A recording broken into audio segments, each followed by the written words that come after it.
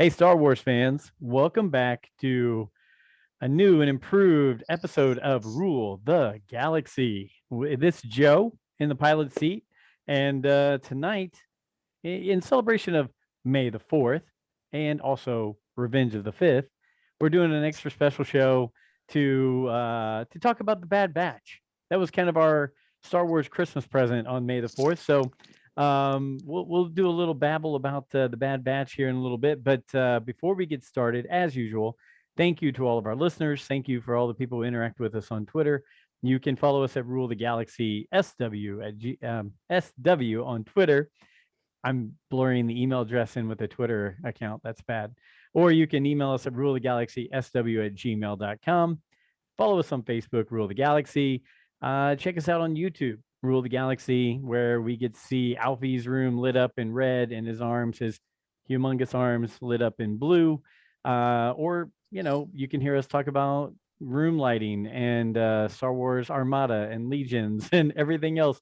But this show's not about me. It's about my co-hosts who are there through the thick and thin with me. So we'll start with co-host number one. It's like playing the dating game. Brent Dykman. Brent, how are you, my friend? I enjoy long walks on a beach. Dang it! And Took my bit. I mean, I think that's the only way you could answer that at that moment. You have to give your sign first. Yeah. Oh, I am a fish. I am a Pisces. Okay. I'm kind of a borderline Pisces, I believe, because of February 29th. Yes. But yeah, so really two things, I guess, to start off with is I was talking about Armada. I watched a group of guys play. He was using the droid or the separatist Armada fleet playing against a rebel fleet. So we got to see the Corvette fly around some squadrons of X-Wings and watch that game. I play Legions, which slowly may evolve into other and more games. Don't tell anybody else that I'm gonna do that. Nobody's listening. Don't worry about no it. No one of importance anyway. You'll never know the difference. Your wife will say, "Oh, Legions, Armada, it's the same." It's all Star Wars nerdy toy stuff. That's right. It's all good.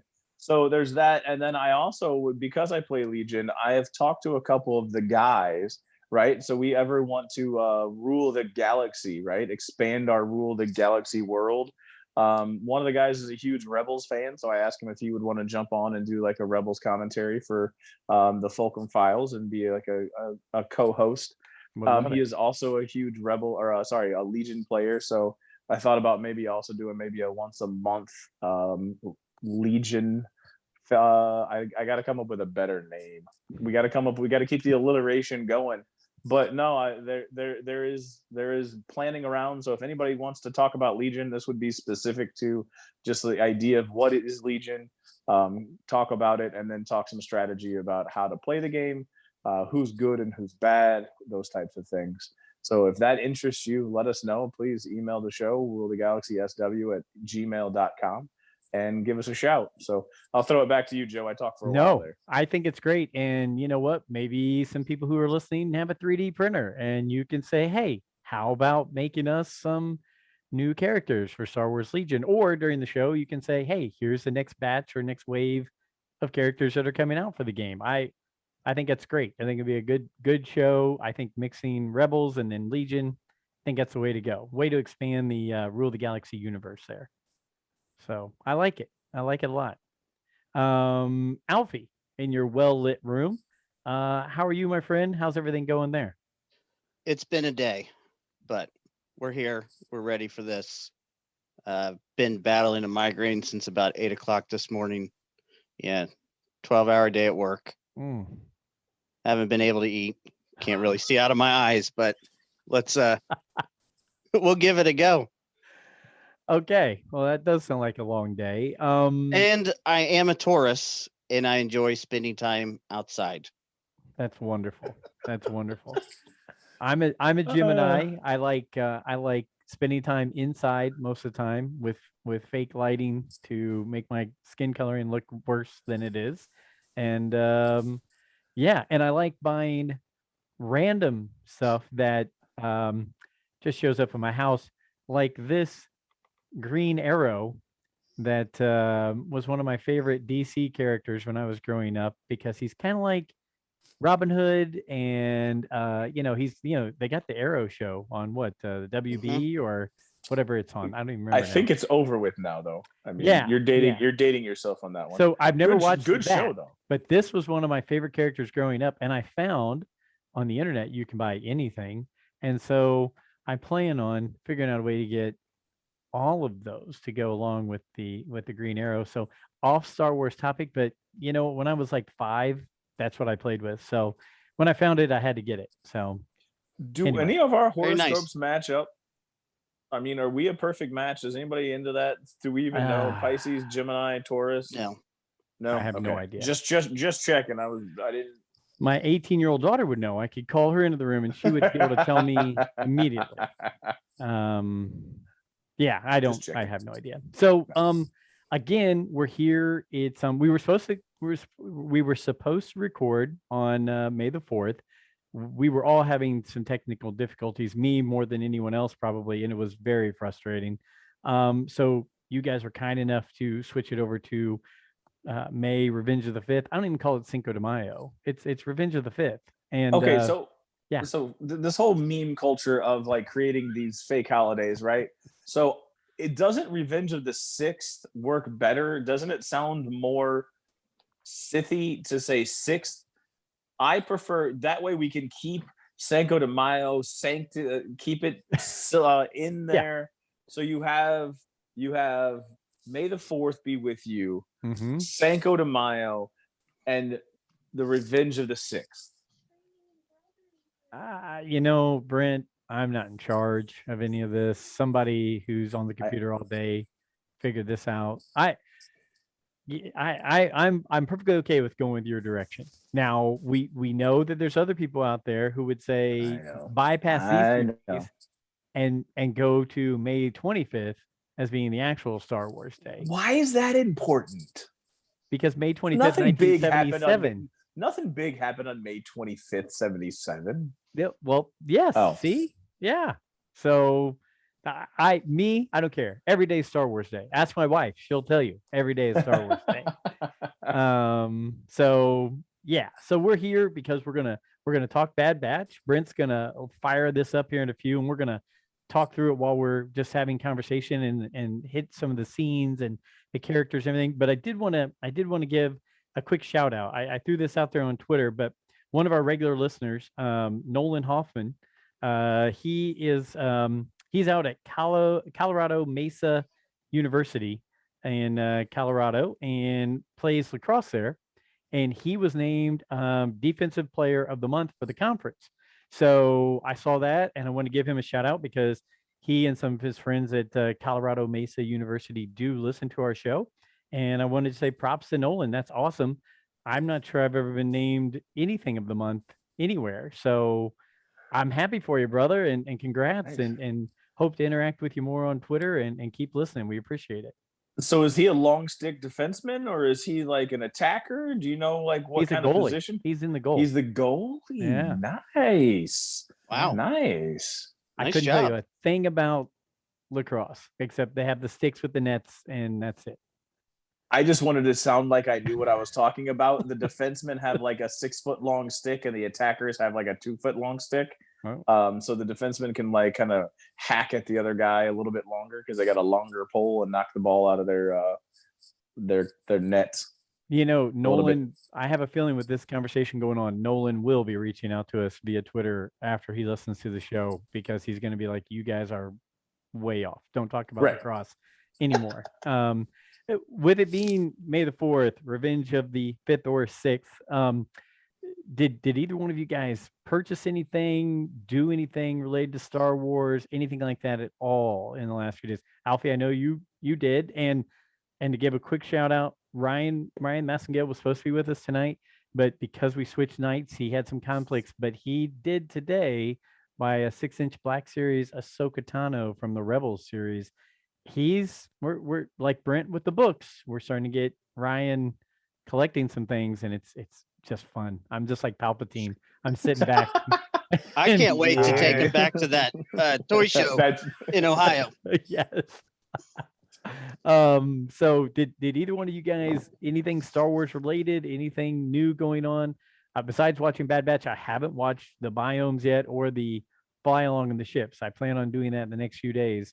I've heard great things about it, but anything else on your guys' end? So the biomes would be wonderful to have playing in the background when you have like a cocktail party or something going on, because Because it's I have like, so many of those. okay, so if you have people over, The next Molinaro black tie event, I'll be sure to put that on. all right, noted.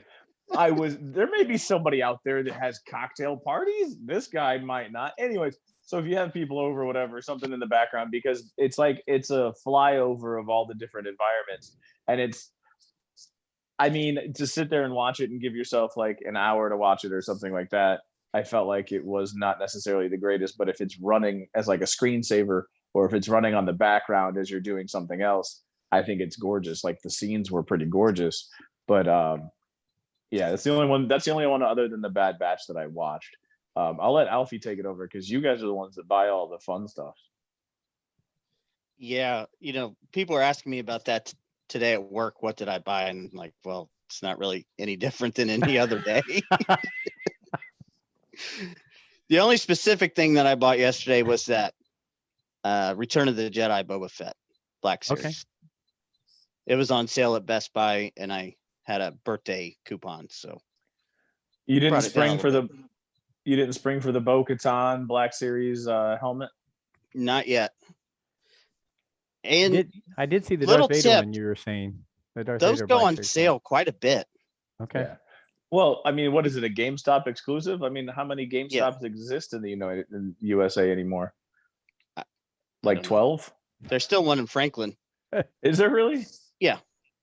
I know there's not one in Greenwood. That one's all locked up and shuttered. I went there the day after they first had their big clearance sale, less than a day, and there was nothing in there but a counter. Wow. I believe that. They made all their money in the stock market and then they bailed, right? No. Nice try, Dogecoin. Nice try. So, but we've had deliveries all week. It's kind of been a big Star Wars week, especially with the mission fleet. Oh yeah. Got a bunch of that. Ray's staff showed up today. Ooh. Yeah. Well, it's just the It's the plastic toy version one. yeah, Yeah. Forces of Okay. Destiny. Yeah. I've got that one. But it didn't last long. Hey, Brent, don't give Did me it a get- look. If I have a granddaughter, she's gonna love that Ray staff. No, like, did it get beaten against a wall? Like, No, I took like 45 seconds for her to hit herself in the head with it. So We learn from things like that. It's like putting your hand Yes. on a hot stove, putting your finger in a drawer. You learn. ah. You learn. well, and I was thinking, Joseph, because she plays with the lightsabers so much. Do you remember the lightsabers when we were a kid that just had the hollow plastic tube? Yeah, and they just made that. Yeah, Yep. but Yeah, how yeah. bad they hurt when you hit Oh, somebody yeah. with one. They were made out of such They were heavy solid. They were solid. You'd usually do like the move from gosh, what am I, Dumb and Dumber, where you'd whack somebody across both Yeah. legs on the backside and they drop. Yeah, you do that. I usually try to stay clear of the head because that would have been really bad. But yeah, they did hurt. And then they would bend just enough to make him not perfect Mhm. anymore, but they'd still hurt. They would still hurt. But he hit him enough time, they just wrap around after a while. And that kind of pissed me off. Oh, sorry. That ticked me off. I shouldn't say pissed me off. Anyway. Yeah, this is a family-friendly show. That's right. Mass isn't here, so it's a Yeah. family-friendly show. That language is offensive and unnecessary. So, real quick before we start the show going on, before we start the stream of Bad Batch, which by the way I really enjoyed it. Yeah, it's really good. I want to say we did that draft last week, and people really enjoyed that. We got some really good feedback from it. I did see that mostly that Mass and Nick were getting a lot of things where they were winning. I'm throwing my hands up and saying, because I was running the show, I wasn't able to really concentrate on my list. That's a lie. That is just that's excuses. As a football coach used to tell me, excuses are like buttholes. Everyone's got one and they all stink. Okay. But- So I am not accepting that. And when you say that, like, this fantasy draft consumed you and is still probably consuming you, because the more you think about it, like, it kind of wraps in a couple of your passions, which is Yep. the fantasy drafting idea and Star Wars. And yeah, like I'd like to see a bigger one. I think that we have some plans to do during fantasy draft season around September time, maybe. Yeah, I think August. Yeah, I think August when fantasy football drafts are going, we're gonna do. Brent brought up some good ideas, and we'll fine tune it before then. But like you have to take 2 quarterbacks. Well, you have to take 2 force users, or if you have to take 3 running backs, you've got to take 3 heroes that are non-force users. Different things like that. I think we can do that, and between our crew of 8, which I'm sure we could wrap Tony and Vinny back in, they'd want to be a part of a fun draft like that. And we've got some other guests who've been on quite a bit that maybe we could talk them into it. I think we could put together a 10 or 12 team league and take 10 or 12 characters. I mean, what's 3 or 4 hours with friends? I mean, really? I mean, it probably wouldn't take that long, but yes, plan on that. So if you enjoyed the draft we did, I think we're going to do, an all-out draft where it's going to be just like fantasy football, and we're going to take it seriously this time and like research, study, put parameters in place. And only canon though. Only canon. What? No, it's got to be everything. I'm joking because the word canon to me should be thrown out. The canon lawyers in the world, and like it's all Star Wars. It's all Star Wars stories. Some of it may be folklore Star Wars. Some of it may be movie Star Wars, but it's all Star Wars. I agree. I can tell you right now, I am going to do 0 research. Alfie. How about if I put together like a cheat sheet for you, a draft? I don't need one. I've already got my draft. Okay. Yeah. Right. He let Plagueis fall to me though. He said he let Plagueis just to hear me say the words on Plagueis. purpose. Yeah. Because you did want Plagueis, didn't you? Let's be honest. I pitched that right down the middle and you knocked it out of the park. Well, I had to. The value was there. But I mean, you had to be surprised about the Vitiate pull though. No? I had no idea where you were going with that stuff. Some of those characters, Brent, even I had not heard of because I didn't get into the games or I haven't read Revan yet, all that kind of stuff. You haven't read Revan yet. So yeah, dude killed a world in like 800 Sith and like made himself immortal. I mean, he's more powerful than Palp. All I can tell you is I'm going to take he was alive for like 1,000 years or something like that. You can guarantee one of my guaranteed picks is Jedi Master Farfalla from the Bane books. Remember that guy with the long flowing hair and the robes? He was all about his look. I can guarantee you right now, I'm picking a Jedi last, and there'll be nothing that you can do to influence my decision because no one else will pick this Jedi. Okay. So there's no reason. Rail Aberoth. No, it's a good one. I do like the flex spots though. I think we're gonna do well with the flex. That's gonna make it fun. So, so hey, go ahead, Al. One idea I have for the draft: sidekicks. Okay. Yeah. If you draft a hero, can you forego a pick to immediately get their sidekick?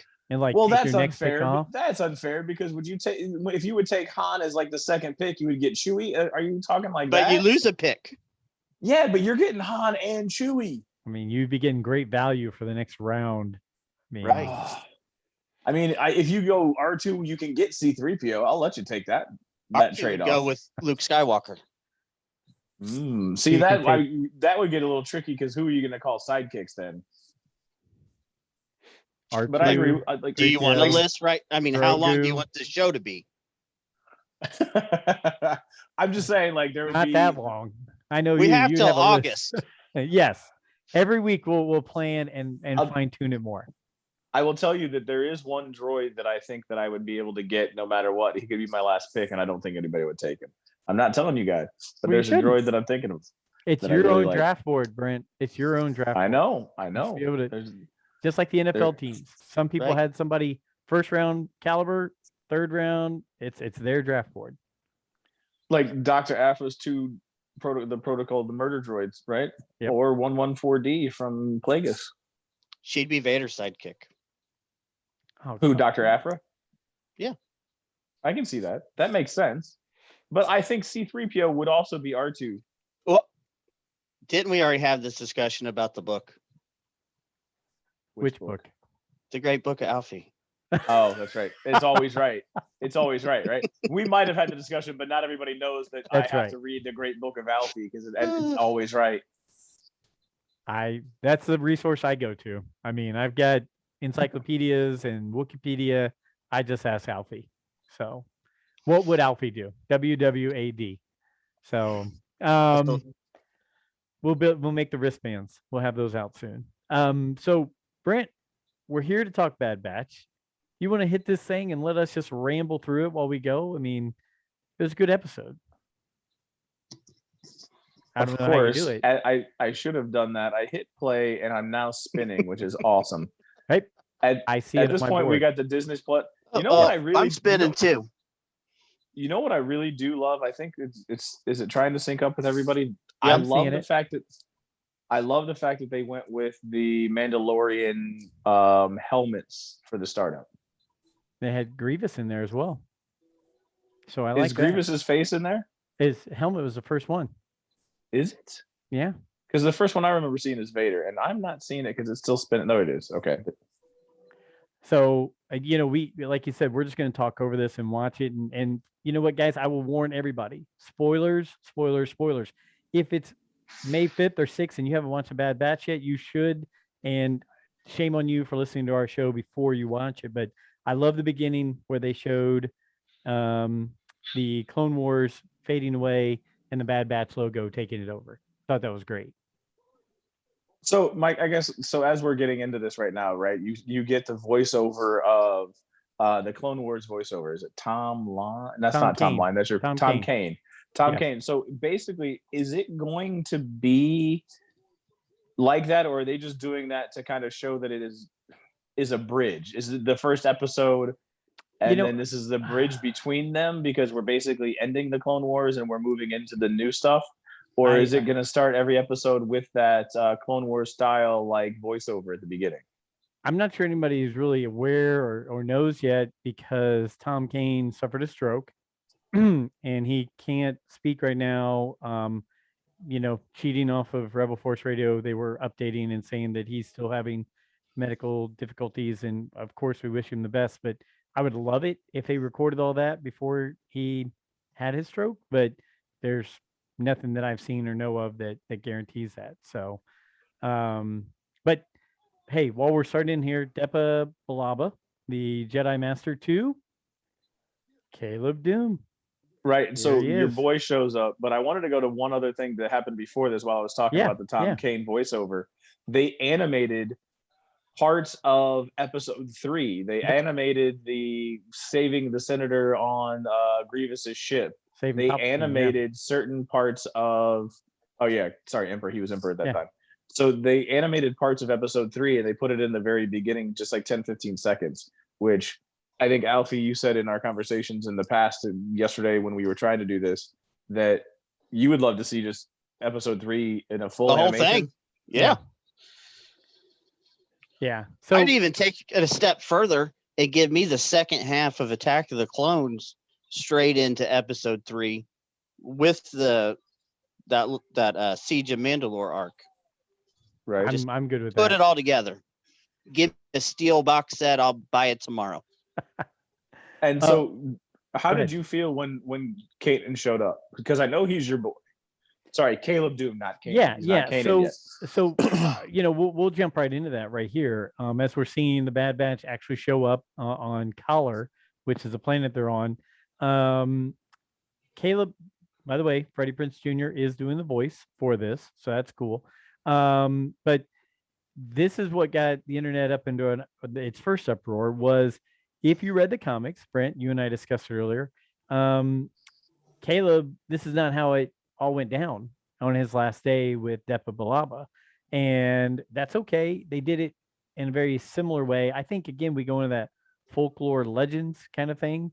Comics and novels are probably more considered folklore and legends, even though Disney said it all follows under the same thing. But it is different. It is different how it went down. So I was glad that Depa Billaba still told him to run, though, which is what she did in Rebels and in the comic. How did it go down in the comics? Because obviously I've now watched this and saw how it went down as the last minutes of. So how did it go down in the comics? there were Cliff Notes version. there were two clones that he was very close to that they were like brothers to him and to Depa Billaba, and they turned on him and killed her, and she told him to run as they were going after her, and then they chased him down.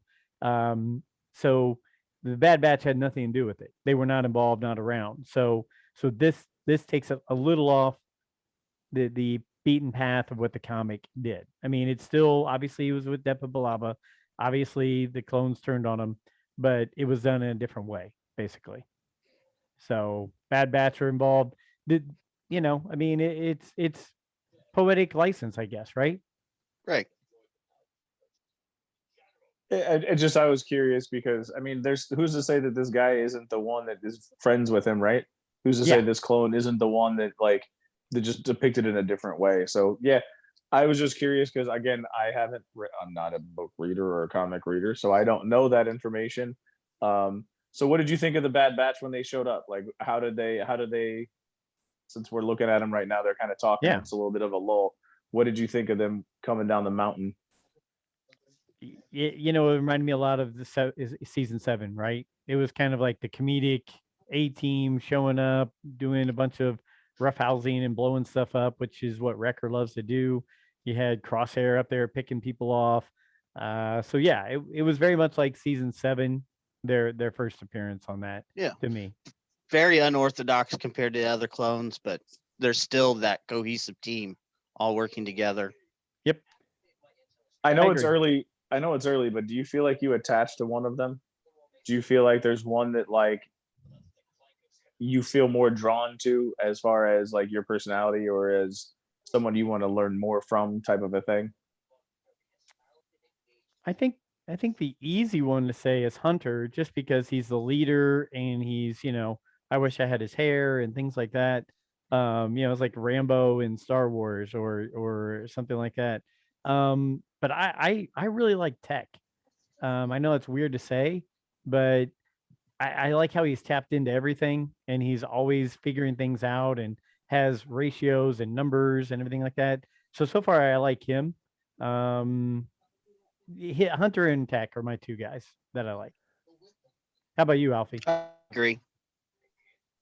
Okay. So I'm thinking I'm going to the Ninja Turtles, right? So in my brain, because these are kind of right. So to give you a little bit of time and a thought of this, because I find myself identifying with Tech as well. I think because he's tapped into everything. So if I go to my Ninja Turtles, it's kind of like the Donatello, the smarter one, the more intelligent one, the one that's a little bit wiser, a little bit calmer.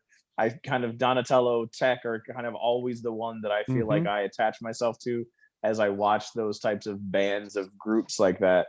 But yeah, so the easy one, like the Leonardo for the Ninja Turtles, would be the Hunter. Right. The Michelangelo would probably be your Wrecker because, or is it Wrecker? Yeah, Wrecker's just going nuts, crazy all the time. Just going nuts, just crazy all the time. And then your, I would say Rafi would probably be your Crosshairs type if I wanted to make a connection to the Ninja Turtles.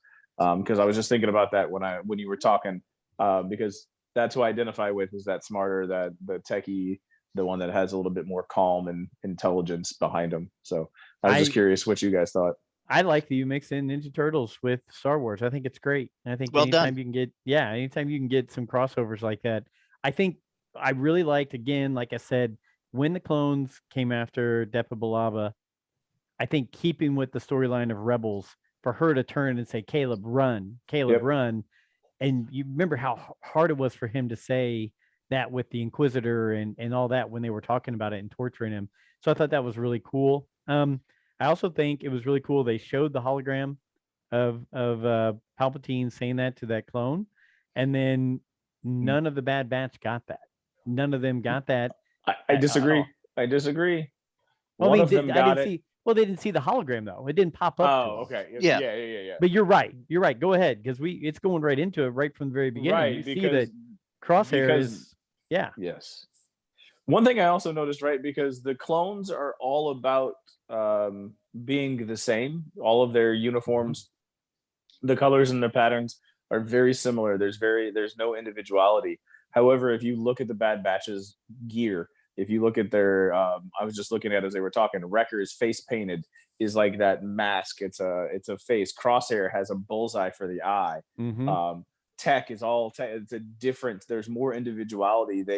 They have the same color patterns, but they have the individuality in the helmets that allow them to be a little bit different. And I just noticed that Hunter's mask, his face is darker on one side and lighter on the other, and in the reverse is the same for the helmet.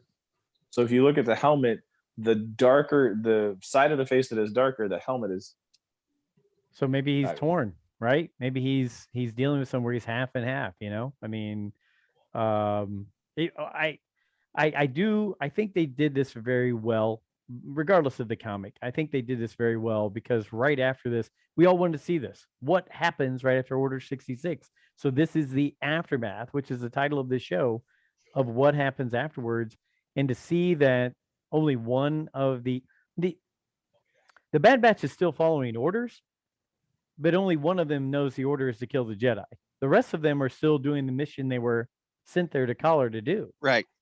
So they're not like, hey, we're good guys. We're not gonna, they still are following their orders, just not that particular one, except for Crosshair. And then I think we see Tech's like, wait a minute, I just heard that the order was to kill Jedi. So I think that's really cool. And another thing that stuck out to me, we saw Caleb Doom and Depa Billaba in season 7 of the Clone Wars when they're in the room with Mace Windu and Yoda, and here they are crossing over into this. Are there going to be other people from season 7, like a Darth Maul, who we don't know what happens to him after this because he just broke free and left? Are we going to see him, which will lead into what happens in Rebels? Because last we see him, he's taken off, right? He's taking that ship and leaving from Ahsoka and Rex, and he's off on his own. Next time we see him, he's in some crime syndicate, right? I mean, isn't it? I would say it's a pretty good guess that the regulars in the Filoni series will make an appearance. Rex, Maul, Ahsoka. I agree, 100%. I thought this was really good too, right here with Hunter and Caleb. So to me, one of the things I really like about the Bad Batch is, once again, we're taking a little sliver of the story from the Clone Wars and starting a whole new direction, but it still feels so familiar. Mm-hmm. And already, we've seen one episode. It's been one day, and already you get on Twitter and it's, well, what happens to him after this? What happens to him after it's over?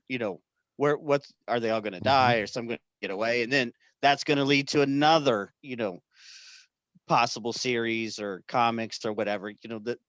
These little slivers, they just keep going and going and going. Brent, do you see any symbolism we saw in The Force Awakens when the land split between Kylo and Rey at the end of Force Awakens? And here we are again with two people on either side of a massive divide, looking across at each other, making big life-altering decisions right here. Is it symbolism? Is it just random? Just good artwork? I mean, I would say it's pretty good symbolism. This is the big divide within a few seconds between the Jedi and the clones, who fought side by side in the Clone Wars, and now it's over. They're now fighting each other. Okay. I mean, I like the fact that Crosshair came up afterwards, right? Because Crosshair is the one that's still searching, the one that doesn't trust the story that Hunter is telling, right? So I think that I never looked at it. It takes me a long time to get to that symbolism. I do like the fact that there's a symbolism. It takes me a while after watching and thinking about it for a little bit longer. Never actually dawned on me yet, since this is like the second time that I've watched it. But I do like that idea of that gap creating that symbolism. But I also like the fact that it was Crosshair who came up behind and is like, "Are you sure he's gone?" Because you normally look down when somebody falls and not across. Right. Because like he picks up on minute details. That's part of his traits for being Crosshair. Yeah, he's a sniper. Right, to pick up on those little things. I think it also, You go back to Rebels when Kanan sees Rex for the first time, and then how they had to bridge that gap again for him to ever really trust a clone again. Right. So looks as they head back to Camino, we've already got new looking ships for the Empire in just It looks like the beginning of a Lambda class shuttle. Oh It's yeah, the their fighters. ship. Yeah. Their ship looks like a Lambda class shuttle. Yeah, I couldn't tell you. I mean, it is a shuttle kind of setup, but the fighters almost started looking like TIE fighters there. Those are at the end of Revenge of the Sith. There you go. You're correct. So they're flying back to Camino, right? And as they're flying back, they're like, they don't know who we are because they're Right. asking for protocols. They're asking for who you are. They're asking, we need to clear you because there's more protocols in place. And they're confused about that, right? Because they're the only ones still. This one, all four of them, or all five of them, really haven't been able to process how different it is because of that chip in their brain, right? So is it the chip that's causing them to do all of this? You mean the clone troopers or these are these? So I think these clone troopers, right? So Yeah. the clone troopers have just changed, right? And I think they made a joking. Tech made a joking comment. He's like, no, everything's the same, because he's like, hey, let's see how it is. And then he asks him a question. They just walk right past him. He's like, oh no, everything's the same. Just being kind of sarcastic because everything has changed. Who's now, the who is this? corpse? I didn't. It Who dropped is the lights. this? It dropped the lightsaber. Who was on Camino? Was that Shakti was on Camino, but then she was sent back to Coruscant. The most likely one that I've read, and you'll never know because all you have to go on is the shape of a lightsaber and a hand, could have been one of the twins from, what would have that been, season 6 of the Clone Wars, where fives and those guys turned. Well, they got turned on, and fives had to figure it out. Yeah, the two twins that had the hair that was really wild that flowed behind them. But then again, anybody, Yeah, but doesn't Cal Kestis do training on Camino, and during Order 66, and his master gets killed on Camino? He was on a Star Destroyer. Oh, I thought. I'm sorry. I thought he was in Camino. Not a Star Destroyer. What is it? A Venator class or? I don't know. You're the Book of Alfie. You're the one that knows all this. But see, earlier today or yesterday when I watched this, I just saw I missed the corpse. All I saw was a lightsaber. So for me, seeing that whole scene there, wow, to see a corpse and a lightsaber. I just saw a lightsaber was on the ground. I turned away briefly and missed the corpse last time. So that was really cool, in my opinion, to show that. I mean, here's the guys who were just fighting with them and alongside them. So it's kind of a bad place to be in Order 66, right? Yeah. There's no way out of there. So and Brent, no one else noticed the body, right? All of the other clones, stormtroopers, walked past and just acted as if it was normal. The only ones that looked like this was not normal is the Bad Batch characters.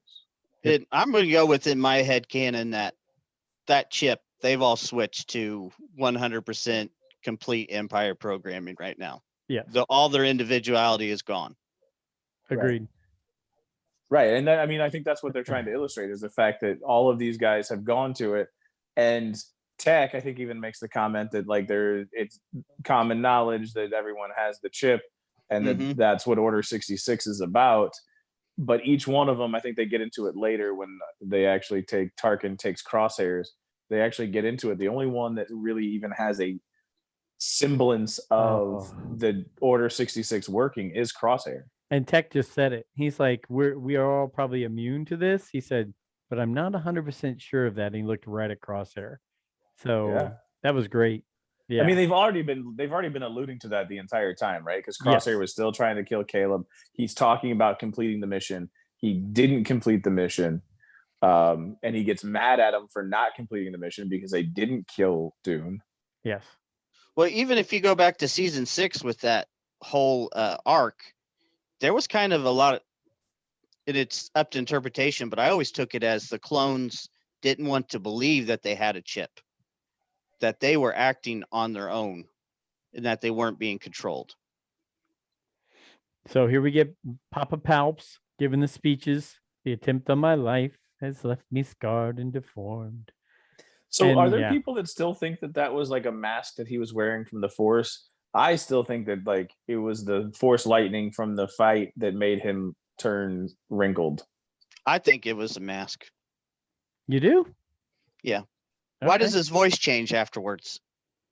Because he got attacked and his face melted. Hold on. His voice changes mid-sentence right after that, as his robe's coming down. Oh, as he's putting the hood over. Yeah. Almost like he's letting go of that charade. Interesting. But I And mean, even in Attack of the Clones, he looks completely different, almost kind of like he's aged a lot, maybe even eroded a little bit. But then again, Brent, that can go back to my influence of the EU of that Palpatine was constantly changing bodies because he was so powerful in the dark side. He was deteriorating the bodies he was Yeah. in. Interesting. See, so that was a story from, the beginning. I just always kind of took it that way. That, hey, I have an excuse with the lightning that now I can show my true face and blame it on the Jedi.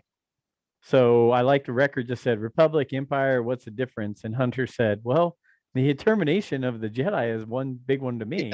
But here we get Omega. Any thoughts on Omega? the accent is strong. Yes. That was like the number one thing that I thought of. And if you want to go to it, it sounds like it is a New Zealand accent. I believe it is. Which comes across as then being a clone of Jango, because Jango and Tamara Morrison and Boba. So this comes across to me. Now, could there be a splicing going on? Sure. But with the thickness of the accent, it comes across to me that this is a clone of Jango. So Alfie, what are your thoughts? And again, we're talking spoilers and speculation here. I'm not really sure which way. You know I me, care I this just goes, like to but go as far left field as I possibly can, just Yes. because that, to me, that's the most interesting. So every story comes back to Palpatine. It's going to be a pure Jango Palpatine kind of mix up here or something. really, This dude, Sure. Why not? Tarkin. This dude, man, the more like I watch him, the more like he's more sinister than Palpatine. He's Palpatine without the Force. I mean, really, he's devious. He wants the power. I mean, Well, So talk Go to me back about him. And you guys know Thrawn better, so I'm going to ask you this out: Tarkin or Thrawn? Like who would be a more formidable opponent? one thing I always, even going back to episode 4 about Tarkin, he commanded Vader. he did. He said, release him. And Vader said, as you wish. And he let go of the guy. So he's really powerful. He's way up there in the Empire. Maybe He not is. right now, but as far as the power scale. Oh, dude, I feel like right now he is, just by the way that he's commanding all these troops. Obviously, the troops have the allegiance and the Order 66 has turned them to be puppets. But the way that he's talking to them, the way that they're doing everything, like this dude, it either does he have some like, and I know this hasn't gone there. Does he have some Force sensitivity? Not that I've seen on anything. No. And Brent, have you read Lost Stars yet? I read Lost Stars, yes. Okay, so I thought his character was great in that. Have you read the Tarkin novel? No, I have not. Tarkin novel goes a lot of depth into his background and everything like that. And he has got a lot of drive in him. He's got a lot of anger, a lot of drive, and he's trying to really get control. And you'll see, I mean, between Rogue One, the Thrawn books, and those two books I just named, there's a power struggle going on between Krennic, between Thrawn, between Tarkin, right? I mean, for the next however many years. So it's a big struggle between those three. Well, Tarkin in the Clone Wars was kind of like didn't trust the Jedi. Nope. Didn't trust the clones. There was this he had this air about him then, even though He knew where this was going. And that which is why I wondered, is he force sensitive? I mean, did Palps bring him No. in a way? He's just, in my opinion, he's just a really good strategist. And so then that goes to the question why I was asking him or Thrawn, who would be better? Because I know a lot of people love Thrawn as a strategist, but like to me, Tarkin controlled, like you just said, Tarkin controlled Vader. Yep. Thrawn, what was it, Juru Sabayoth, but he had to use like the Islamari, and he had to use other means to try to control him. I feel like Tarkin is even more than Thrawn. Tarkin, I would say, and again, just my opinion, had a better strength politically than Thrawn did. Thrawn didn't care for the politics. That was Thrawn's weakness, was the political side. Yeah. And even just like in Rogue One, how he maneuvers Krennic to basically destroy himself. Right. Well, so here we see that as we're watching along, Omega wants to sit at lunch with them, with the Bad Batch. Omega gets very angry when people in there start ripping on the Bad Batch. And she actually helps start the food fight, which becomes a massive brawl in the cafeteria there. So, yeah, I'm trying to pick up what's going on there. I mean, sounds like she's one of those altered clones like they are with some different abilities. Are they force abilities or are they just other talents? Yes. I don't know, but she's very involved. Well, they say in the episode that there's 5 altered clones. Now you assume that it's the Bad Batch, but you forget that Echo is not one of them. Correct. Right, so because she would be Tarkin, the 5th. I think it has already happened in the episode where they were talking to the Kaminoans, and to Tarkin asked, he said there are 5 unaltered clones, and so now they're getting put in jail, I believe. Is that no? A little speculation from this episode, just on where the series is going. After watching it twice, are we going to see Kamino be destroyed in this series? It's a good question. I mean, it's never brought up later on. But I could see where it would. I could see where is they'd say we Kamino don't going to need become this. the next Geonosis of we're going to scorch all evidence of what happened before? I could see it. Makes a lot of sense, and it doesn't allow for the Kaminoans to start up another clone army, right? Right. Doesn't allow them to be able to fight against the Empire, which, let's face it, we're going to see something more about the fighting between the Mandalorians and the clones / stormtroopers in this. We have to, because at this time, the Emperor is taking out anybody and everybody who could be an enemy of his. But aren't you also, Alfie, the one that pointed out that the dude that had Grogu in The Mandalorian was wearing a Kaminoan uniform, uniform of the cloners from Kamino? So now, they may destroy Kamino, but that doesn't mean that they won't take the base and have other cloning facilities, other places. Take some of the people loyal to them. Yep. Just a few that know the procedures and move them somewhere else. Destroy everything else. Move them to like the planet on the Mandalorian, where there just happen to be cloning attempts happening in that one Imperial base. Navarro? Wasn't that Navarro? That was Navarro. Yeah. Okay. So, I mean, there's a lot of strings being tied together here right now.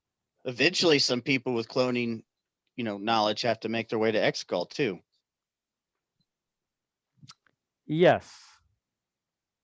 Well, yeah, for one main person. And now we're, where does that come from?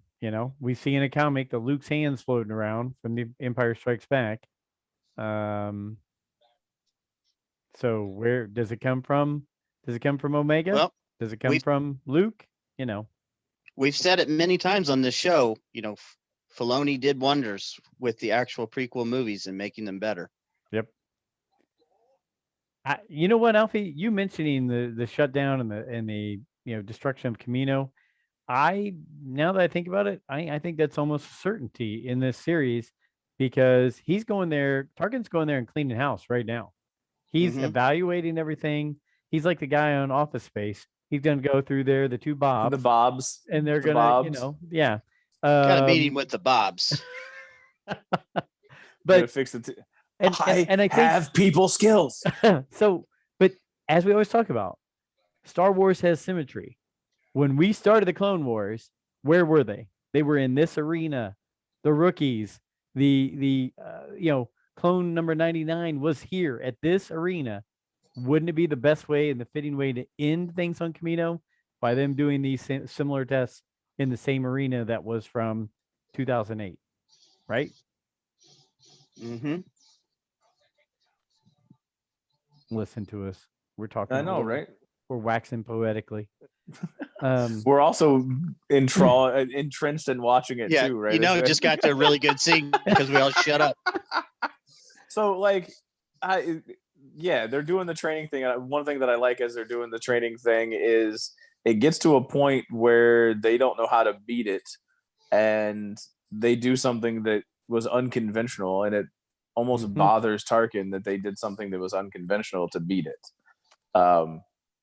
But that's the reason why they are who they are, is because they think differently than the regular troopers. He definitely is a rule follower. It's by the rules, by the book, or you're out of there. So you're right. This is bothering him to no end. And you know what? My brother Nick would love Wrecker. When we were growing up, the Incredible Hulk was on TV, and all he waited for was for the green eyes to happen when he got thrown over a bar or behind a couch, and he would, Hulk smash and get mad. Wrecker is my brother Nick's kind of guy. Just destroy everything in sight. Mm-hmm.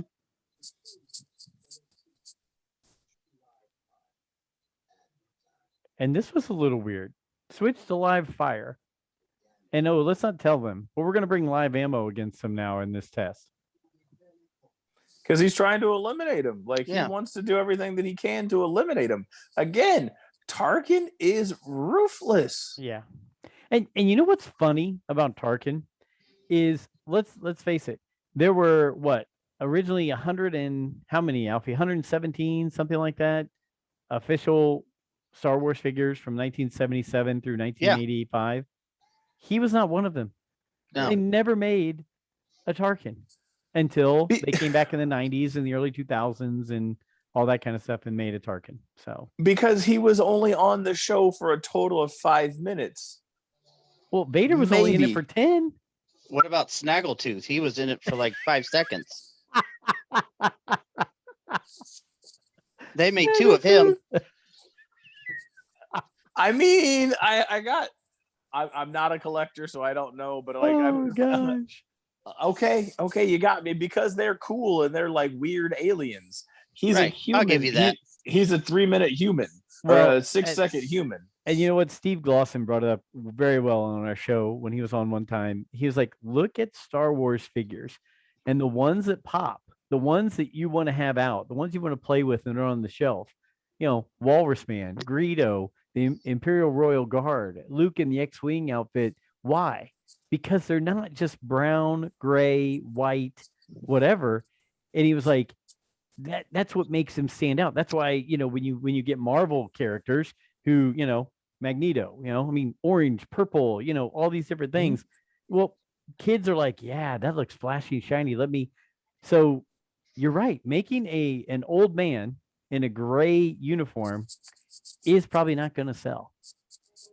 But a Snaggletooth in a red and a blue outfit will sell. So, yeah. Anyway,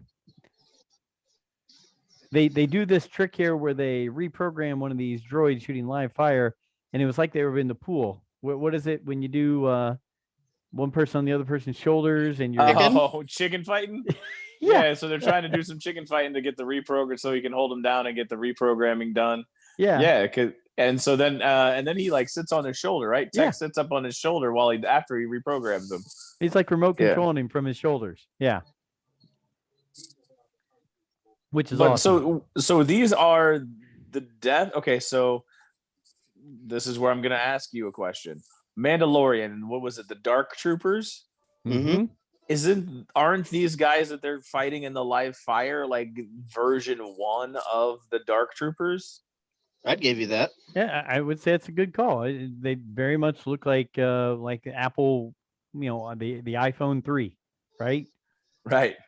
They're a little bit bigger and a little bit bulkier. They're not the sleek black, but Right. they look like they're the Death Trooper Well, or the Dark, and whatever they are. they have the wrist guns, kind of like what would that be? Battle the droids. B2s? Yeah, the B2 battle droids. Hey, so at the next Star Wars celebration, who wants to bet me that someone shows up as Tech sitting on the shoulders of something like that as as a cosplay? Oh, I guarantee you're gonna have an Omega. There's gonna be an Omega there too. Oh yeah, that's a given. You know how many young ladies with blonde hair can just boom pull that back and put that thing on their head and sorry, I just saw this. I didn't mean to cut you off. So Hunter throws knives, like that's one of his big things. But this scene right here is just genius. He has Hunter throw the knife up, and Crosshair shoots the knife into the head of this.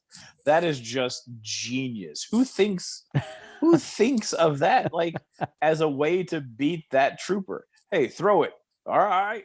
Oh, Wrecker threw the knife, but yes, right. Okay, so but you're throws right. the knife and then shoots it, so the ricochet sends the knife into the.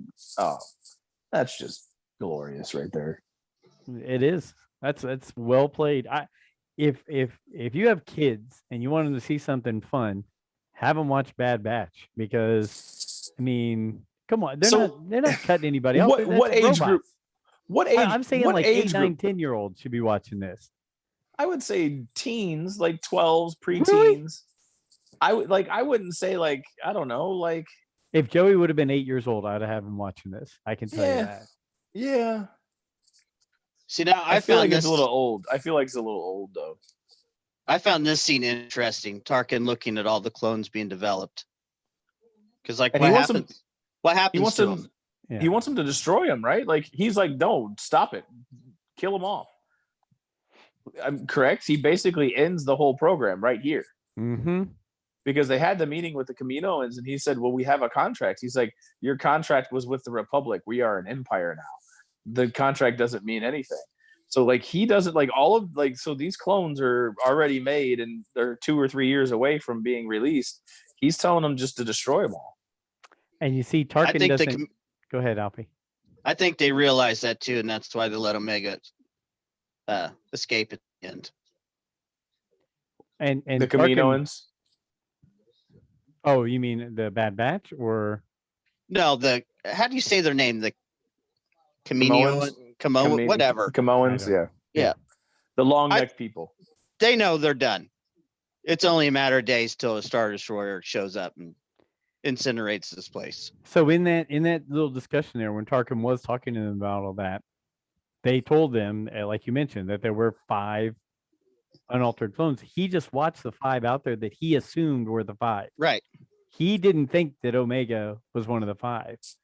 He assumed that Echo was one of the group. So correct. So Tarkin, so like basically it's a bait, and we'll find out when they get thrown in jail. Tech will say they thought it was 5, but Echo's not one of the 5. Right. And then they'll turn and look at Omega because she's in the jail as well. This is very interesting because Crosshair did turn in a report saying that he didn't think that both the Jedi were killed. And so now they want to have discussions just with Crosshair. So it's getting deeper and deeper with the separation on those. Okay, so the more I watch this, the more ghostly Echo looks and the more creepy it is. Like he looks like he's a ghost. Obviously, he was like, I think the idea and the implication is that he was killed, and then he's got Lobotted up, so he's got the Lobot headgear on, which is what's keeping him alive. But like, he is pale. Wasn't he? He was in a tube for like 2 years, right?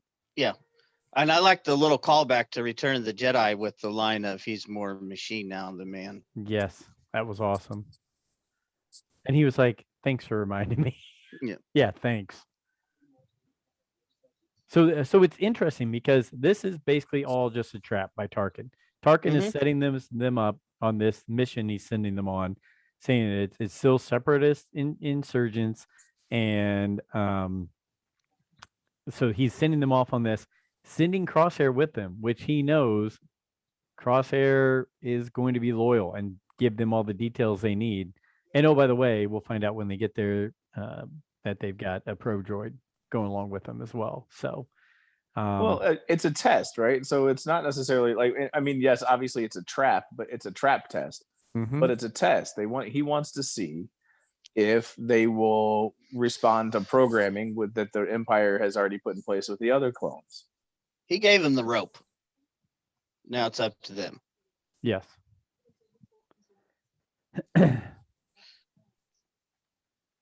And now, see, I like. This is going back to the Darth Vader novel, if you remember, with Okay. what were they then? The Republic Commandos. They were the upper class of clones that didn't have the chip, didn't have the programming, and they Yes. turned against the other clones when they started attacking the Jedi. Yes. So basically, this- Bad Batch is them. Yeah, Bad Batch is kind of replacing that little storyline there.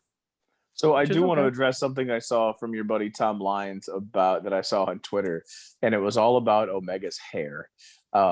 He said that like they have a terrible time animating the hair in these episodes, and just looking at that kind of interaction, right? So the hunter, there was like a fatherly interaction right there between the two. His hair is kind of like almost like it almost looks like an action figure, like plasticky.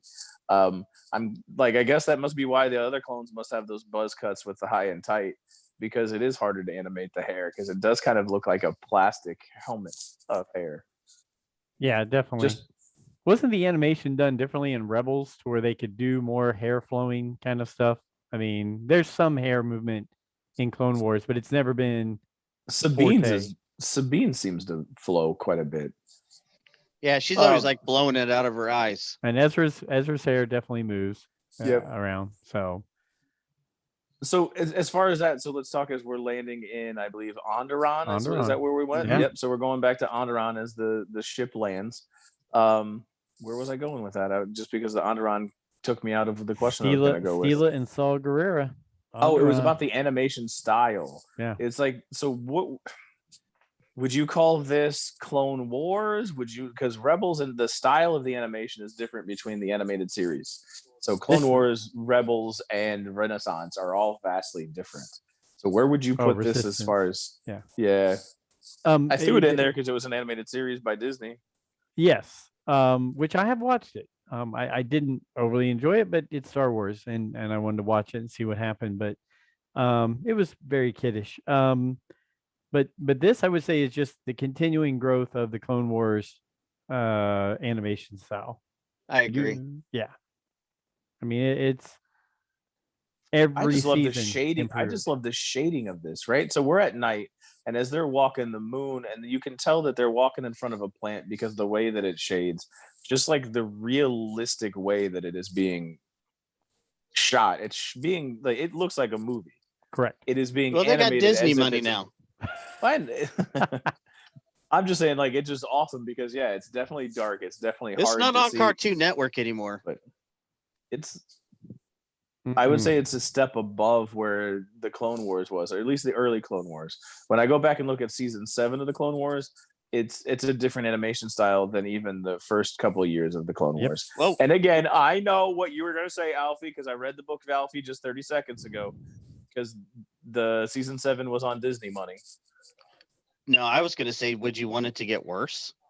No. I'm just, well, I was just wondering what the style is, because even in season 7, the last episode with Vader has a different style to it than the rest of the early part of season 7.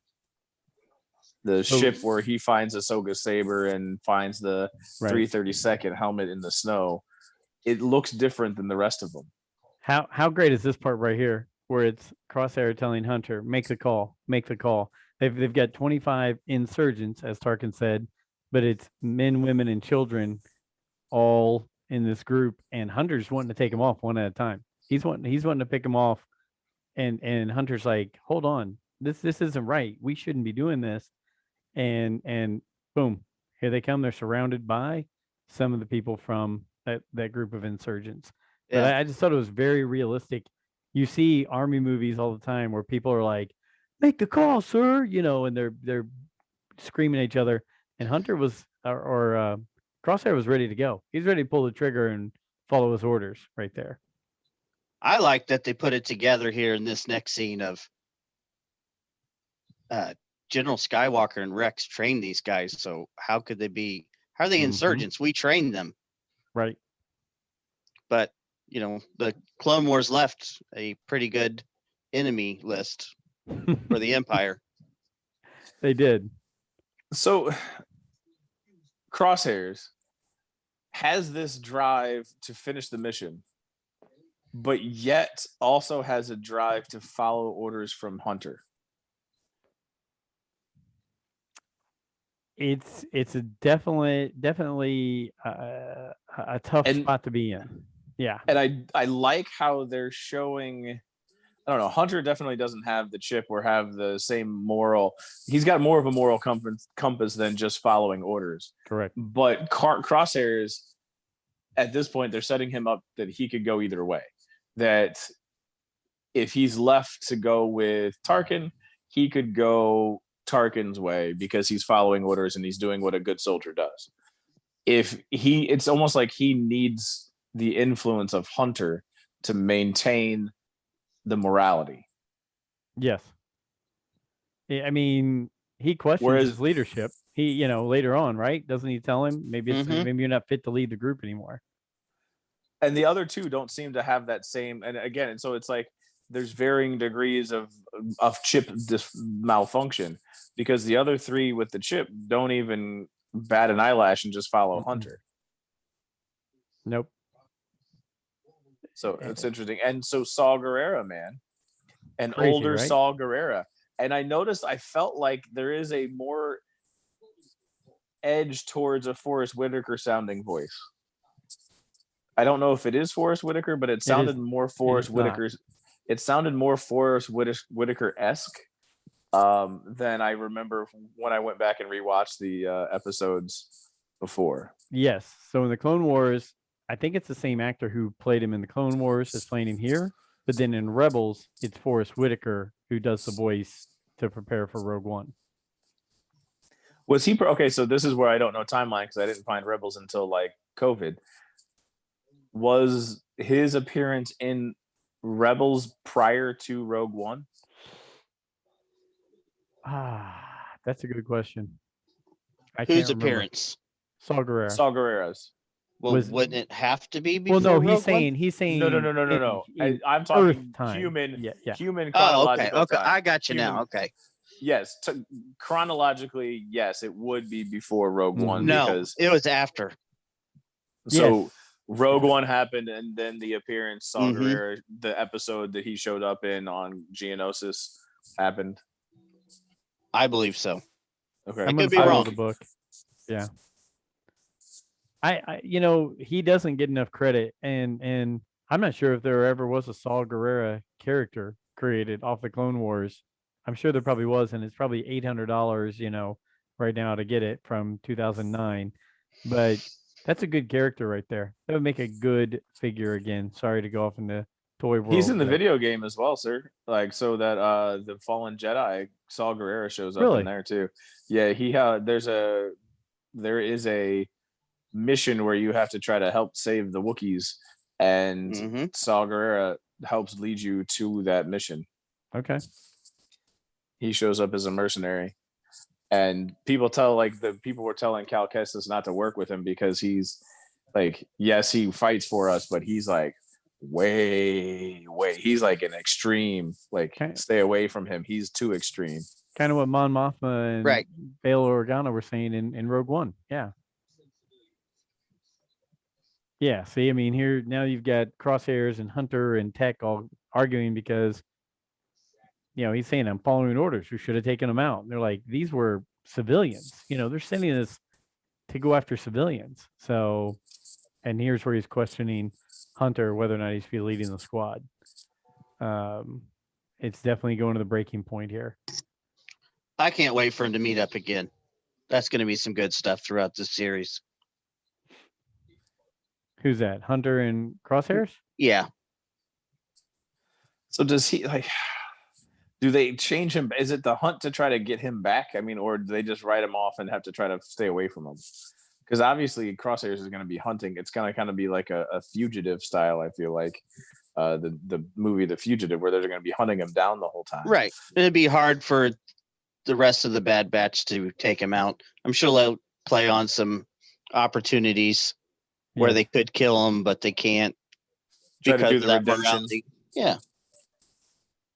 Okay, so Echo had his chip disabled because he basically died and has a Lobot cook. Fives was in, I think it was season 6 of Clone Wars, where he was in the med bay and they were pulling the chip out. Yep. Mhm. And Rex, they finally got him. They got him at the end of that arc. Yes. and Rex pulled his out as well In season 7. Right. Ahsoka took his out. Yeah. Ahsoka. So So we have Gregor and Wolf that were with him in Rebels. and they all had theirs removed. Somehow, some way. Wasn't it Gregor? Which one was the one who crashed? One of them had amnesia. Was that Wolf or Gregor? I forget. The one who had the bad eye, right? Yeah, he was all Mhm. crazy as hell too, wasn't he? One of them was in that series with all the droids, which was a freaky series in Clone Wars where they found him, right? And he's one of the ones. And I always forget whether it's Wolf or Gregor. Somebody's listening to the show and they're gonna go, "You idiot! You run a Star Wars show and you don't know who Wolf and Gregor are." I know, Wait, that but one in that with the weird droids where they're walking in the desert yeah. and they find the house and that's oh my gosh. I think somebody just blew a gasket there. Yes, isn't that right, Alfie? Isn't that the one they found him? He had amnesia, and then somehow they thought he died in an explosion, but he didn't. Right. And so my question is, what about the guy who left the clone army, went AWOL, and living on a little farm? What about his chip? Wow, yeah. The deserter. That was a great episode. Yeah, he had a wife and kids already out there. Right. Man, that's a good question. I don't know. I wonder if they go back to him in this series. Maybe. We don't know yet, but so I liked this AZ. Is this Seth Green again doing this voice like he did in the original Clone Wars? And this robot? That's who did the voice for it originally. Oh. I don't know, but they broke into the Bad Batch's barracks. So Omega's climbing around in the Bad Batch's barracks. Yes.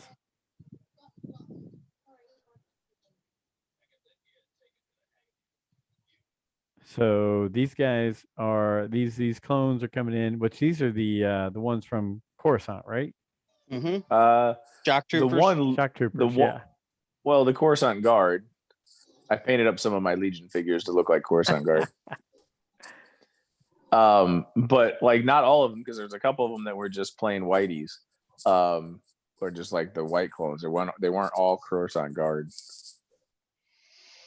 So yeah, so this, Omega said, "Don't come back to Camino; it's not safe." But of course, Hunter's like, "Wait a minute! If these lies are going on from Tarkin, I need to go back. I need to go back and see what's going on with her, and what's happening there on Camino." So Alfie, the more you're talking about that, the more I'm sensing. You know what? That might be blowing this thing out of the water. It almost looks like it's about to be blown out of the water right here. I mean, it looks like it's dead, run down, shut down. I mean, obviously they're trying to lay the trap for him right here, but it does look like it's almost to the point where they're going to desert it and be deserted. I agree. Again, Tarkin's is clearing house. I really like the point you made about someone else making a clone army, because that's the same reason why they went after the Mandalorians. They can't have somebody with that much force to rise against the Empire. Right. Did you see Hunter senses knew that something was coming before anybody else knew? Mm-hmm. Yeah, I mean that's what the Emperor, Tarkin, Vader, that's their whole thing. Get rid of the Jedi that are lingering around. Get rid of anybody who could be competition for the Empire or who will be insurgents. So yeah. Do you think Tarkin thinks that the Jedi are done yet? Do you think that he trusts that the Jedi are gone at this point? I think at this point, I think he thinks there are still a few stragglers out there that they need to track down and find. Okay. Because it Or just they happened, could right? So like meet Order up with somebody 66 like is like Saw weeks. Gerrera. Mm-hmm. But if they're weeks away, right? So this just happened, right? Well, I'll call it weeks because we don't know, right? We don't know time. We don't know how long it lapsed. So we're talking weeks away from Order 66. I mean, there is a laundry list of insurgents that the Empire must have because weeks away, he's already sending him out to slaughter Saw Gerrera. Correct. I mean, think about it. Ryloth with Cham Syndulla, he's been fighting. He's been fighting the Republic, the Separatists, and everybody forever. And now it's just going to be the Empire he's up against. You said Mandalorians, and like they talked about Mandalorian burning and turning to glass and all that stuff. Correct. So that's got to happen. The Night of 1,000. Well, the Night of 1,000 Tears already happened though, right? Because that was during Separatists with B2 battle droids. Yeah, no, but that happened with the Empire. The Empire is the one. Once Order 66 came in, that's where this comes in because Din Djarin's old enough to be. It's after the Clone Wars. But they show him getting stolen, him being saved by the Death Watch during a fight with super battle droids. Correct. Right. He was a foundling. But still, the Empire is still going to come in after that and clean house. That's one of the things that they're going to do after the Clone Wars is over. What was going on there was the Separatists were there fighting with the Mandalorians when he was picked up by Death Watch. So, so yeah, I'm pretty sure they're still going to have that out, and I would not doubt. Now that I think about it, I'm going to say Vader's going to be back in the Bad Batch. They wouldn't have made him look the way he did in season 7. They wouldn't have made a Clone Wars version of Vader if they weren't going to bring him back. I mean, they already did that with Kanan/Caleb. They're going to do that. The Rex is supposed to be coming up in some episodes, at least one. So, yeah, I don't know. I anticipate Vader. I do too. Speaking of, I really enjoyed what just happened that we just saw. So Omega was sitting next to Crosshairs. They caught him there in jail. They didn't follow through with the orders. They surrounded him and said that you're traitors and this is treason. They put him into the jail cell. Omega was in the jail cell because she broke into the Bad Batch's room. She sits down next to Crosshair. She looks at Crosshair and she says, "It's okay. I know you can't control it.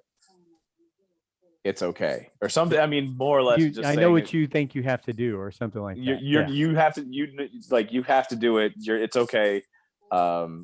You don't know what you're doing, or something like that. And it was just awesome because obviously it's foreshadowing what's going to happen next, and it's foreshadowing that Crosshairs might have to do something that he's not necessarily ready for.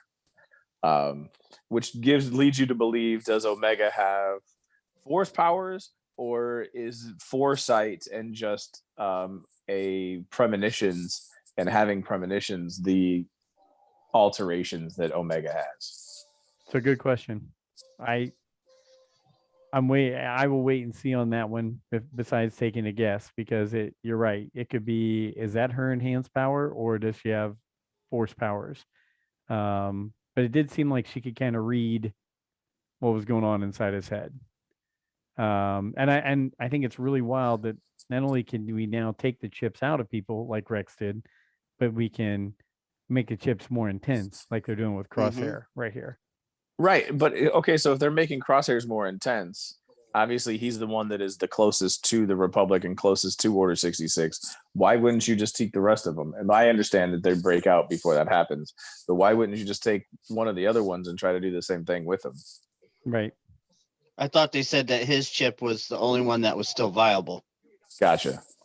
Yeah. Okay. I think there's gonna be a lot of kids who will like Wrecker, his character. Again, yeah, he's a good one. He just wants to beat the crap out of everything. Just want to blow some stuff up. Yes. But you talked about foreshadowing earlier, and like we're talking about Hunter, like his face, it's got that built-in dark shadow. And like I said, the helmet had the opposite side, but like yeah, it's just interesting that you have that dark shadow on Hunter's face. And Agreed. then look at Wrecker's face. It's almost like a bomb exploded on the left side of it. I'm pretty sure that is what happened. He was a little too close to one bump because one of his ears was all mangled.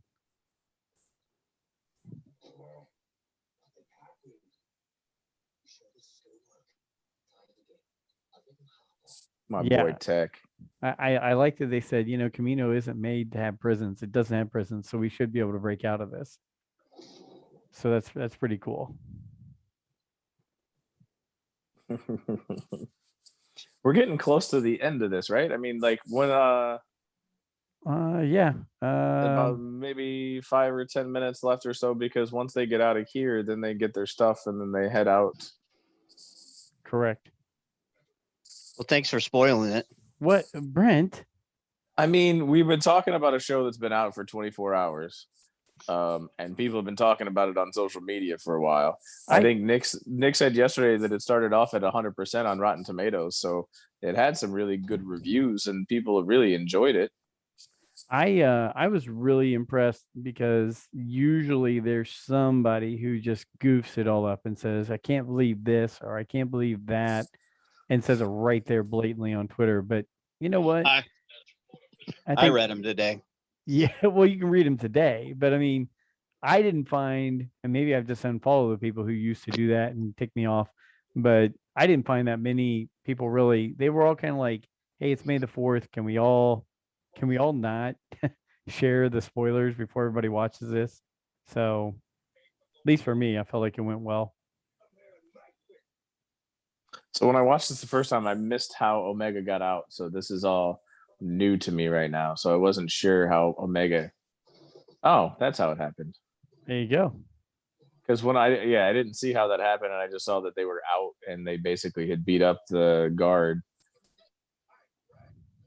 So if they Alfie, as you said, if they use the Rebels version of breaking out, they would just take all their uniforms and put them on, right? Correct. So yeah. Because that's every basically single time.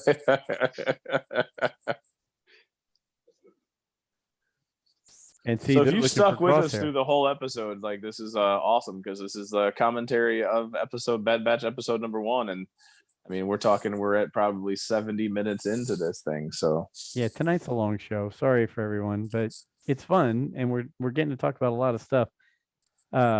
Typical movie scene right there. Group cutting across the hallway, you know, on their. I didn't notice Omega was doing the exact same thing Hunter was doing.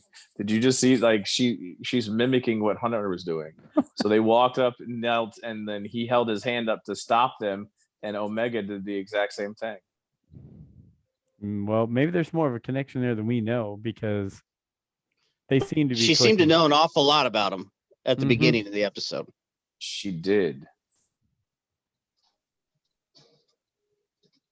So do you think the Kaminoans prepped her for that, or do you think that's part of her premonition and like abilities? Think so. I think this cloner has prepped her.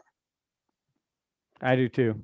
I think like you guys mentioned it, I think the Kaminoans saw, wait a minute, something bad's going to go down to us even. Or do you think Omega told them, or do you think even Omega told them that it was going to happen? Because again, is it Omega has these predictive and premonitions, and if you listen to her, do you think that they listened to her and therefore knew what was going to happen and tried to do what they could to minimize and mitigate that damage? There's something important about her, and they want her to get out and not be in the hands of the Empire. Correct. And again, here they've said, we got to go find Crosshair, or, you know, we got to, and she goes, I don't think you have to go very far. And the door opens up and it's Crosshair. So she could already sense that he was out there.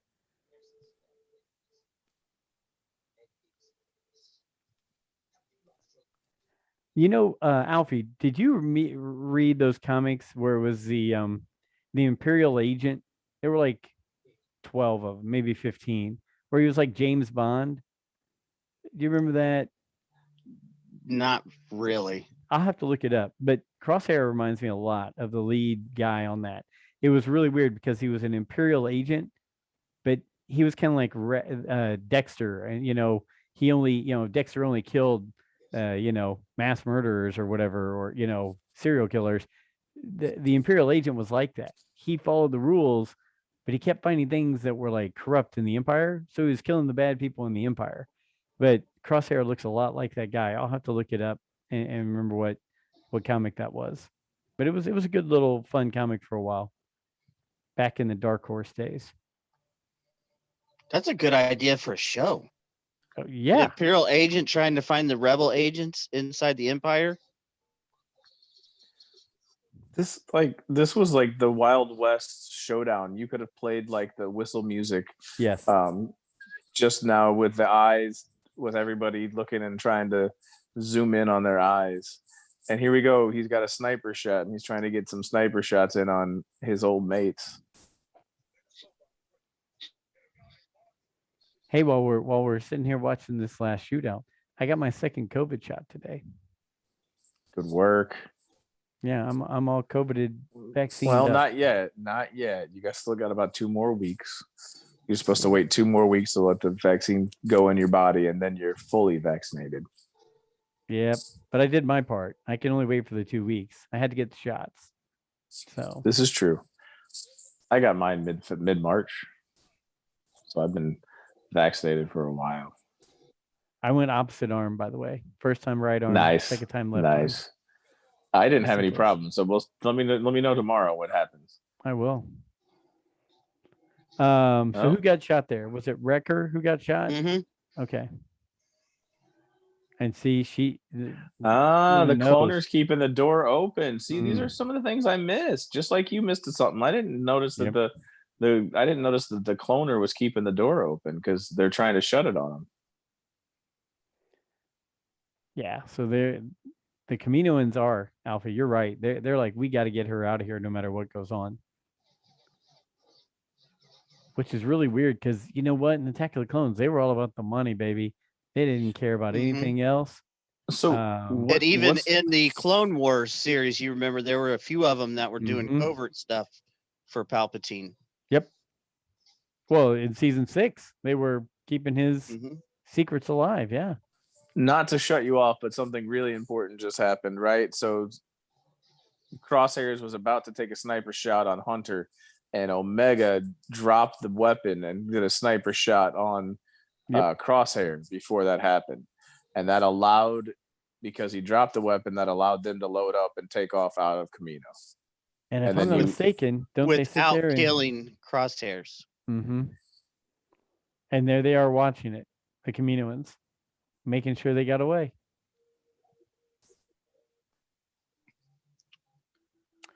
And then they talk about like what it's going to actually be like now that the Empire is around.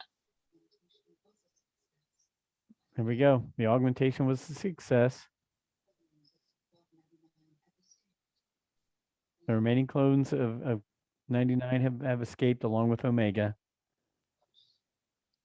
Yeah, they wow. I like this. There's some intrigue in what they're doing behind the scenes, the Kaminoans. And don't they ask her coming up, Omega? Like, a nice shot. Didn't she say I've never shot a gun before? Yeah. I seem to remember somebody else shooting a gun like that for the first time. I may just be speculating a little too much. Give me some feedback here, Alfie. I think he's going with Ray. I think he's extrapolating all this away to be Papa Ray or Mama Ray or the beginnings of Ray. Is that where you're going with this? Oh, no, not at all. I was just saying I remember another character the first time they picked up a blaster, they shot a stormtrooper. Who? I wasn't making any connections at all. You're totally way off in left field there, Brent. I would never do something like that.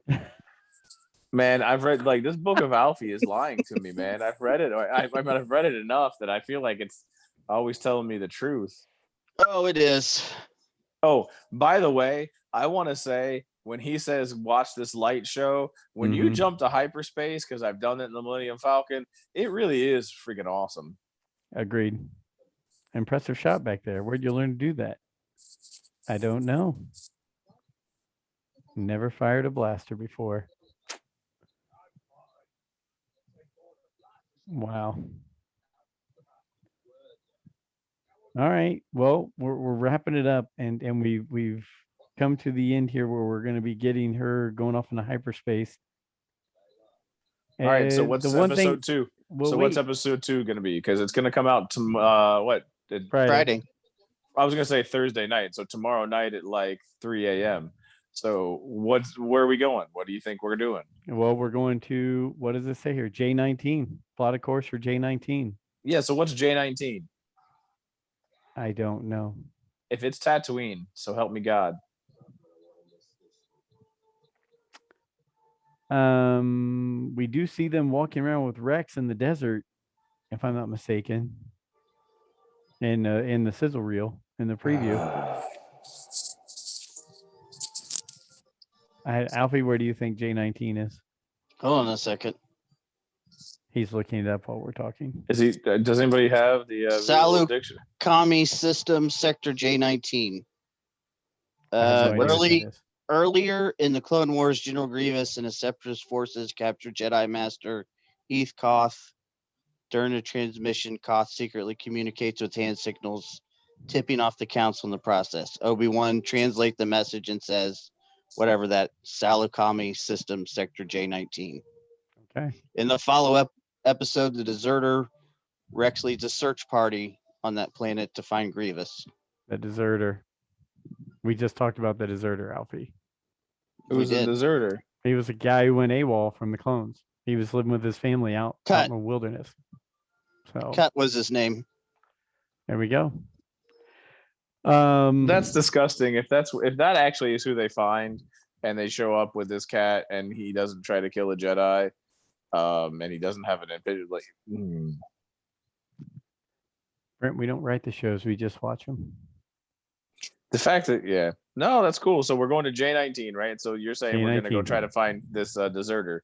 We're going to go and try and find this guy who. Interesting enough, the upcoming episode title is Cut and Run. Boom. Cut and run. Alfie, way to be on it. We were calling that earlier, talking about the deserter, wondering if that affected him. We had no idea where we were going with that. Well, look at you guys. Your extensive knowledge of Star Wars has gotten you somewhere. And watch it not be the case. See, that's what I always enjoy. As you sit and talk and think your way through, I always get like a joy in my heart. This is kind of why I like The Last Jedi, is because everybody thought they knew what it was going to be, and it turned out to not be the way they thought. And that brought joy to my heart. That Maria Kondo joy that sparked joy. Brent, you need to work on other forms of joy. Hey, that was a lot of fun. Aftermath is done. Thank you guys for doing that. Any closing thoughts before we jump ship and get ready for episode 2? No, like I really enjoyed going through that. Now I'm glad that if we do this again, it'll only be a 30-minute show as opposed to a 70-minute show. Agreed. So anyone who is stuck through to the bitter end of this, you deserve some sort of recognition and a medal for listening through.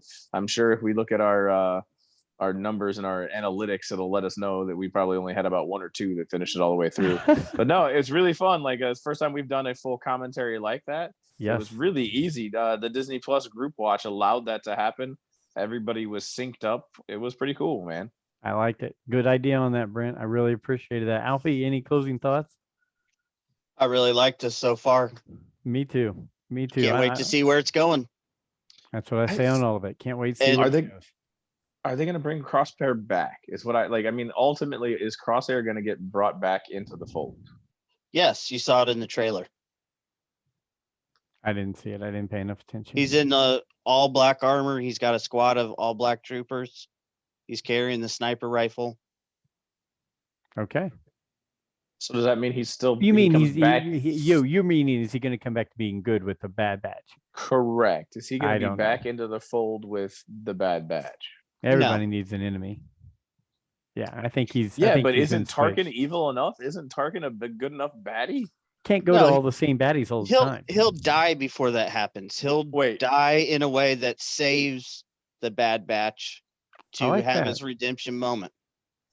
Joe, did you really just say You can't have the same baddie all the time. Yeah. And we literally just had 43 years of the same baddie through the entire movie arcs. You still have the same baddie through everything. I'm just saying, to put some more flair in the show, you got to mix it up a little bit. I don't know. The main baddie Palpatine rules it all. stays bad. The other one can be redeemed. Okay. Well, there we go. So Crosshair can be redeemed by doing something altruistic to save the rest of the Bad Batch. I think that's what he's saying. Okay. All right. It's late. It's the book. It's the Book of Alfie. Book of Alfie. The Book of Alfie, sponsored by Rule the Galaxy. You can follow us at Rule the Galaxy SW on Twitter. You can email us at rulethegalaxysw@gmail.com. Follow us on Facebook, on YouTube, Rule the Galaxy. And you know what, guys? Thanks for doing that with me. That was a lot of fun. And I'm dead tired. That was a long time. It was a long time. So, hey, thanks so much for everybody listening. Thanks. We appreciate it. If you make it all the way through, send us a tweet. Let us know you listened to the whole thing. We'd like to hear what you thought on it. So until next week, or maybe earlier, don't know yet. May the force be with you. Have a great night.